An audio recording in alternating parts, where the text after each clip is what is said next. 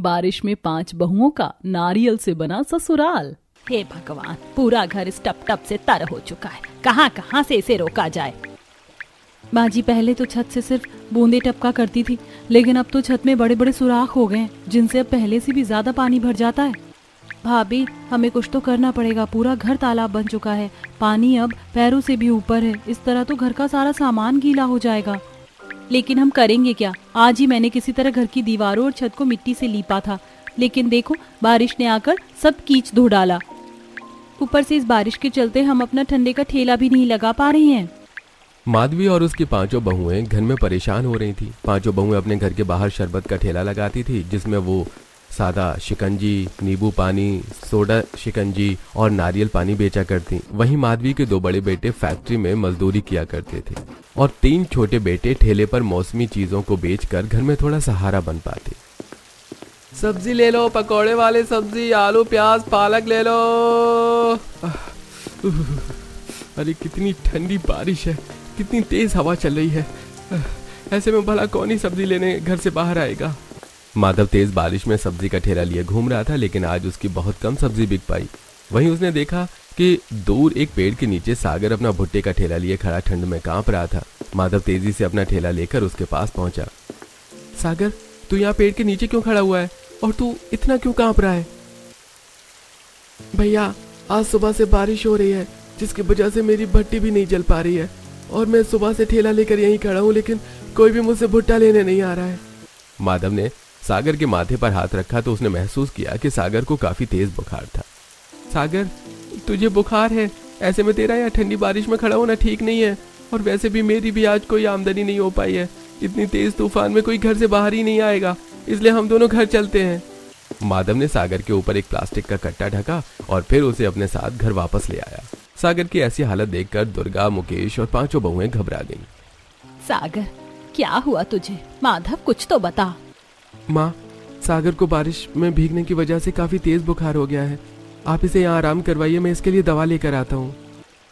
अरे, इस पानी से भरे घर में हम अपने बेटे को कहाँ आराम करवा पाएंगे? माँ जी, आप उसकी चिंता मत कीजिए, हम कोई ना कोई जुगाड़ कर ही लेंगे।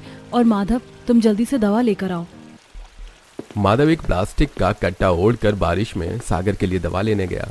वहीं 5 बहुएं घर में पानी को रोकने के लिए जुगाड़ कर रही थीं। उन्होंने प्लास्टिक के कट्टों को छत पर ईंटों से रोककर छत से पानी रोकने का इंतजाम कर दिया, जिससे सागर के पलंग पर पानी आना बंद हो गया। लेकिन जमीन पर और खिड़कियों से अभी भी पानी आ रहा था, जिसमें बाकी सब भीग रहे थे। कुछ ही देर में माधव भी दवाई ले आया। क्या हुआ बेटा, आज तेरा मन कुछ उदास लग रहा है?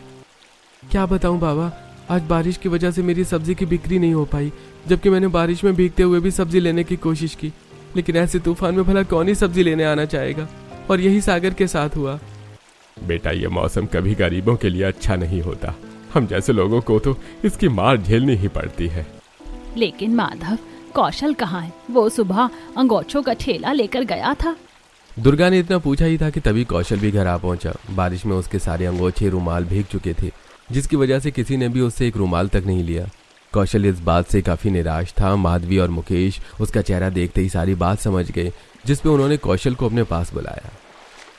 कोई बात नहीं बेटा, ये रुमाल अंगोछे का इस्तेमाल लोग गर्मी में पसीना पोंछने के लिए करते हैं, लेकिन बारिश में इनके भीग जाने पर कौन ही इनका इस्तेमाल करेगा। कौशल, तू तो सबसे छोटा है, लेकिन फिर भी काम करता है। यही हमारे लिए सबसे बड़ी बात है बेटा। तू निराश मत हो, बस एक बार धूप निकल जाए, फिर तेरे सारे अंगोछे और रुमाल बिकने शुरू हो जाएंगे। माँ जी, मैंने सभी के लिए चाय बनाई है। आज की सारी बातें भूलकर चाय पीजिए और अपने दिमाग को थोड़ी ताजगी दीजिए। इतना काम कर करके आपका दिमाग भी थक जाता है। इसके बाद सभी ने एक साथ एक एक ईंट पर बैठकर चाय पी, क्योंकि उनका फर्श बारिश के पानी से गीला हो चुका था। शाम को अर्नब और अनुज भी फैक्ट्री से लौट आए। उन्हें पता था कि घर का माहौल कैसा होगा, इसलिए वो बाहर से ही सबके लिए खाना ले आई और फिर सभी ने खाना खाया। समय बीता और कुछ दिन बाद काली घटा गुजर गई और पीली चमकती हुई धूप निकल आई। 5 बेटे और उनकी पत्नियों ने फिर से काम करना शुरू किया। सुनिए, मुझे एक मसाला सोडा शिकंजी देना। अरे बहन जी, जरा एक नींबू पानी तो पिलाओ, गर्मी के मारे हालत खराब हो रही है। पूजा और रश्मिका ने जल्दी से दोनों ग्राहकों को शिकंजी और नींबू पानी बनाकर दिया और फिर वहां और ग्राहक आ गए। आंटी, मुझे एक गन्ने का जूस बनाकर दो ना। अरे बेटा, यहाँ गन्ने का जूस नहीं मिलता। तुम कहो तो मैं तुम्हें मसाला शिकंजी, नींबू पानी या फिर नारियल पानी दे सकती हूँ। नहीं, मुझे तो गन्ने का जूस ही पीना था। आज गन्ने के जूस वाले भैया नहीं आए, इसीलिए मैं आपके पास आ गया। लेकिन आपके पास तो गन्ने का जूस है ही नहीं। इतना कहकर बच्चा वहां से चला गया। आज गन्ने के जूस वाला नहीं आया, जिसकी वजह से हमारी थोड़ी बिक्री हुई है, नहीं तो सबको सिर्फ गन्ने का जूस ही पीना होता है। हमारे यहाँ का नारियल पानी तो कोई पीता ही नहीं है। इतने सारे नारियल हमें यूं ही घर ले जाने पड़ते हैं। घर के कोने में इतने सारे नारियल इकट्ठा होकर सूख गए हैं। भाभी, मुझे तो लगता है कि हमें नारियल लाने बंद कर देने चाहिए, क्योंकि नारियल पानी कोई नहीं पीता और सारे नारियल बेकार हो जाते हैं। लेकिन जूही, नारियल हम पैसों के थोड़ी ना लाते हैं। हमारे अपने कुछ नारियल के पेड़ हैं जिनसे हम नारियल तोड़ लाते हैं। अगर हम वहां से नारियल नहीं तोड़ेंगे तो लोग उन पेड़ों को फालतू समझकर काट देंगे। अगर हमारे पास नारियल के खेत होते तो हमें कितना फायदा होता। हम ढेर सारे नारियल बेचा करते। आखिर नारियल तो कितनी सारी चीजें बनाने में काम आता है। इसी तरह बहुएं बातें करते हुए देख रही थी कि आज भी एक भी ग्राहक नारियल पानी लेने नहीं आया। वहीं कौशल, माधव और सागर भी अपने अपने ठेले लगाए हुए खड़े थे। इस बार उन तीनों बारिश न होने की वजह से बिक्री हो गई। शाम को सभी अपने घर लौटे तो जो तवे के समान टपक रहा था। माँ, बाबा, घर में तो कितना ज्यादा अंधेरा और गर्मी हो रही है। ऐसे में तो आपकी तबीयत खराब हो सकती है। बेटा, क्या ही करे। कल तेज तूफान की वजह से आसपास के सभी बिजली के तार टूट गए हैं, जिसकी वजह से हमारी बैटरी में भी अब जान नहीं है। तारों को ठीक होने में लगभग 1 हफ्ता लग जाएगा। ऐसे में हमें गर्मी और अंधेरे में ही समय काटना पड़ेगा। अर्नब बाहर से कुछ मोमबत्तियां लेकर आया और फिर उन्हें जलाकर घर में उजाला किया। जूही और रश्मिका ने सभी को अपने हाथों से पंखा किया। वहीं दुर्गा और पूजा ने अंधेरे में ही खाना बनाया। इसके बाद सभी ने बैठकर खाना खाया और सुबह जल्दी उठने की वजह से सभी सोने के लिए लेट गए। लेकिन गर्मी की वजह से किसी को नींद नहीं आ रही थी। उनके घर में सिर्फ एक छोटा पंखा था जो बैटरी से चलता था, लेकिन अब लाइट के न होने की वजह से बैटरी भी बंद पड़ी थी। कभी तो इतनी तेज बारिश होती है और बारिश ना हो तो ये चुभती गर्मी पड़ने लगती है। हमें तो किसी भी मौसम में आराम नहीं मिल पा रहा है। हे भगवान, ऐसा लग रहा है जैसे मैं अंगारों पर लेटी हुई हूँ। अर्नब जी, इतनी गर्मी में तो किसी को नींद नहीं आएगी। हमें कुछ तो करना होगा। भला हम क्या कर सकते हैं दुर्गा? हम छत पर कुछ गीली बोरियां डालकर आते हैं, इससे कुछ तो गर्मी कम हो ही जाएगी। पांचों बहू बेटों ने मिलकर आंगन से बोरियां लेकर उन्हें नल पर गीला किया और फिर उन्हें छत पर ले जाकर भिगोया और फिर उन्हें छत पर डाला, जिससे उस कच्चे घर में थोड़ी ठंडक हुई और सभी वापस आकर सोने के लिए लेट गए। लेकिन छत जगह जगह से टूट रही थी, इसलिए थोड़ी ही देर बाद गीली बोरियों से पानी घर में टपकना शुरू हो गया। अरे, हमारे घर में हम किसी भी तरह से सुकून से नहीं रह सकते। अरे, पहले गर्मी की मार और अब इन बोरियों से पानी टपक रहा है। भला कहाँ जाकर हमें सुकून मिलेगा? इन परेशानियों को देने से अच्छा तो भगवान हमें दुनिया से ही उठा ले। ये आप क्या कह रहे हैं बाबा? ऐसी बातें मत कीजिए बाबा, एक दिन भगवान जी सब कुछ ठीक कर देंगे। लेकिन किस्मत में कुछ और ही लिखा था। कुछ ही देर में तेज हवा चलनी शुरू हो गई, जिससे घर में गर्मी खत्म हुई। लेकिन थोड़ी देर में तेज गरज के साथ बारिश आने लगी। पूरा परिवार अपने बिस्तरों को हाथ में लिए खड़ा। कच्चा फर्श कुछ ही देर में कीचड़ में बदल गया और घर में सभी तरफ से पानी आने लगा। लगता है भगवान जी चाहते ही नहीं है कि हमारे सर पर एक मजबूत छत हो। हम इसी घर में परेशानियां उठाते उठाते मर जाएंगे। नहीं माँ जी, हम इस तूफान बारिश से बिल्कुल नहीं हार सकते। हम इससे बचने का कोई ना कोई तरीका तो निकाल कर ही रहेंगे। हाँ माँ जी, जब हमने आज तक हार नहीं मानी तो अब क्यों हार मान जाए? लेकिन हम कर क्या सकते हैं? इस पर बहुओं ने चारों तरफ निगाह दौड़ाई और उन्हें पूरे घर में कोई काम की चीज नजर नहीं आई। उनकी नजर बार बार कोने में पड़े नारियल के ढेर पर जा रही थी। भाभी, क्या हम इन नारियलों का कुछ नहीं कर सकते? ये कभी बेचने के काम तो आते नहीं है, क्या पता ये किसी और काम में आ जाए। जूही की बात पर चारों बहुओं ने एक दूसरे की तरफ देखा और अपना दिमाग चलाया। नारियल काफी मजबूत होता है, बिल्कुल ईंट की तरह। इससे हम कुछ तो कर ही सकते हैं। बहुओं ने एक दूसरे को इशारा किया और फिर अपने हाथों में नारियल उठाए। वहीं उनके सास, ससुर और पति उन्हें उलझी हुई नजरों से देख रहे थे। पांचों बहुओं ने बारिश में भीगते हुए नारियलों को छत पर पहुंचाया और फिर उन्हें छत के टूटे हिस्सों में फंसा दिया, जिससे छत तुरंत ही पानी टपकना बंद हो गया। इसी तरह दुर्गा ने चौखट पर भी नारियल गाड़कर पानी के अंदर आने से रोक की। वहीं जूही ने घर की खिड़की पर एक के ऊपर एक नारियल रखकर उसे भी ढक दिया और कुछ ही देर में घर के हर हिस्से में पानी आना बंद हो गया। बहुआ, तुमने कैसे? वो भी एक ही झटके में? बाबा, कोशिश करो तो सब कुछ मुमकिन है। लेकिन ये नारियल हमें कब तक बचा पाएंगे? हो सकता है कल फिर से हमें वैसी ही दिक्कत उठानी पड़ जाए। अब हम सुकून से सो तो सकते हैं, कल की कल देखेंगे। उन्होंने गीली जमीन पर कुछ प्लास्टिक के कट्टे बिछाए और उन पर लेट गए। इसी तरह बरसात में पहली बार पूरे परिवार को चैन की नींद नसीब हुई। अगले दिन भी सूरज नहीं निकला और लगातार हल्की हल्की बारिश होती रही। अर्नव और अनुज फैक्ट्री चले गए और माधव अपनी सब्जी का ठेला लिए एक पेड़ के नीचे खड़ा था। वहीं सागर और कौशल आज बारिश की वजह से घर में ही थे। इस बारिश ने तो मेरा काम पूरी तरह से ठप करा दिया है। भला मैं अब भुट्टे कैसे बेचूंगा? नारियलों की वजह से घर में बिल्कुल भी पानी नहीं आ रहा है। ऐसे में आप घर में भी भुट्टे भूनकर बेच सकते हैं। सागर को रश्मिका का आइडिया काफी पसंद आया। सागर ने वहीं अपनी भट्टी जलाई और उस पर भुट्टे भूनना शुरू किया। कुछ ही देर में भुट्टे भुनने की खुशबू पूरे मोहल्ले में फैल गई, जिसे सभी पड़ोसियों का मन भुट्टा खाने को करने लगा। पड़ोसन महिमा खुशबू को सूंघते हुए छतरी लेकर उनके घर पहुंची। अरे आज घर में भुट्टे कैसे भून रहे हैं? आइए महिमा जी, असल में बाहर बारिश हो रही है तो सागर ने सोचा क्यों ना घर से ही भुट्टे भून कर बेचे जाएं। अच्छा, तो ये भुट्टे बेचने के लिए भून रहे हैं? फिर तो मेरे पूरे परिवार के लिए 5 बढ़िया से भुट्टे भून दो। मैं बाकी सब पड़ोसियों को भी जाकर बता देती हूँ। सागर ने महिमा को 5 भुट्टे भून कर दिए और फिर महिमा के जाने के बाद एक पड़ोसी आकर उनसे भुट्टे लेने लगे। आज पहली बार बारिश के मौसम में सागर के भुट्टों की इतनी बिक्री हो पाई, जिस पर सागर ने राधिका का शुक्रिया अदा किया। राधिका, तुम्हारे बिना मैं ये कभी नहीं कर पाता। तुम सच में कमाल हो राधिका। मैं बहुत खुशकिस्मत हूँ कि मुझे तुम जैसी पत्नी मिली। सागर के मुंह से ऐसी बातें सुनकर राधिका की आंखें भर आईं। इसके बाद दोपहर होने तक हल्की बारिश भी रुक गई और 5 बहुओं ने भी अपने ठंडे का ठेला लगाया। लेकिन आज सामने गन्ने का मसालेदार जूस बिक रहा था, जिसकी वजह से उनसे बहुत कम ग्राहक ठंडा पीने आए। अगर हमारे पास मशीन होती तो हम भी गन्ने का जूस बेच पाते। गन्ने के जूस की वजह से हमसे कोई भी ठंडा पीने नहीं आता। हमें कुछ और सोचना होगा, नहीं तो हमारे सभी ग्राहक खत्म हो जाएंगे। लेकिन पूजा, हम इसके अलावा और क्या बेच सकते हैं? और कुछ नए के नाम पर तो अब नारियल ही दिमाग में आते हैं, लेकिन नारियल पानी कोई नहीं पीता, जिसकी वजह से हमारे पास नारियल इकट्ठा होकर सूख जाते हैं। भाभी, क्यों ना हम नारियल पानी का ही कोई खास शरबत बनाएं? वैसे भी नारियल के तो हमारे अपने पेड़ हैं।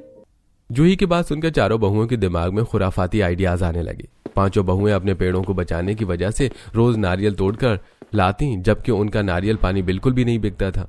बहुओं ने पीछे रखे नारियलों को उठाया और उन्हें काटना शुरू किया। फिर एक बर्तन में उन सभी नारियलों का पानी डालकर उसमें कुछ काला नमक, मसाला, नींबू और चीनी मिलाकर उसमें बर्फ डाली, जिससे वो एक तरह का नारियल का अलग ही शरबत बनकर तैयार हो गया।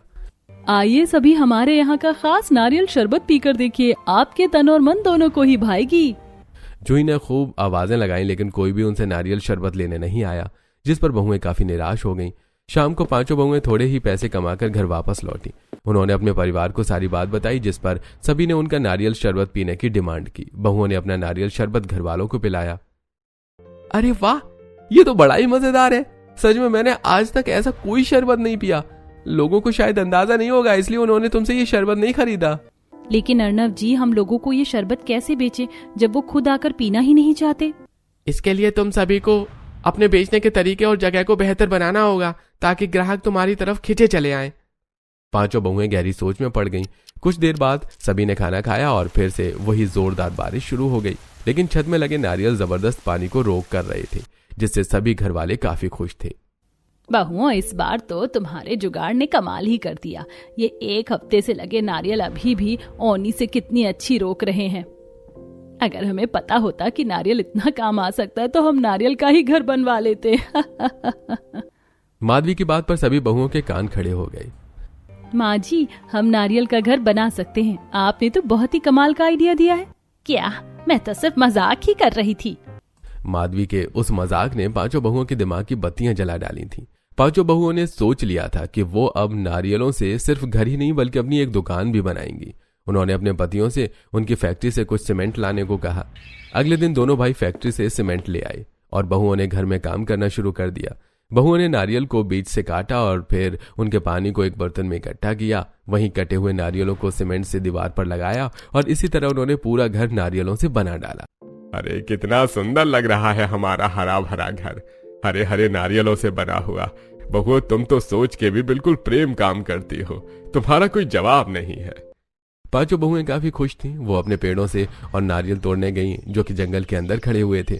उन पर काफी सारे ताजे नारियल आ रहे थे। बहुओं ने वो सारे नारियल तोड़े और फिर बचे हुए नारियलों से अपनी एक नारियल शरबत की दुकान बनाने की शुरुआत की। अब जो नारियल पानी हमारे पास बचा है हम उससे नारियल शरबत बनाएंगे और देखना इस बार तो हमारी दुकान पर भीड़ लग जाएगी। पांचों बहुओं ने अगले दिन से ही अपनी नारियल की दुकान पर अपना खास नारियल शरबत बेचना शुरू किया। उनकी दुकान से नारियल की महक उठ रही थी। लोग दूर दूर से उनकी दुकान पर आ खड़े हुए और जैसे ही उन्होंने बहुओं का नारियल शरबत पिया तो उनका दिल बाग बाग हो गया। वो नारियल शरबत सच में काफी स्वादिष्ट था।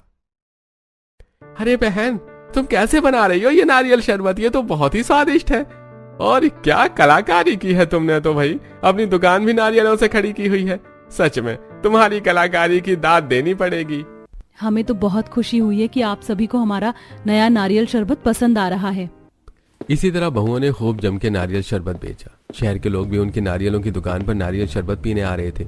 इसी तरह बहुओं ने अपनी दुकान को और बेहतर बनाया। उन्होंने नारियलों पर पेंटिंग करके उनकी फूलों से सजावट की जिससे उनकी छोटी सी दुकान और भी ज्यादा सुंदर और आकर्षित हो गई थी। अब बहुओं का नारियल पानी धड़ल्ले से बिक रहा था जिसकी वजह से बहुओं ने उसके और भी फ्लेवर बना डाले।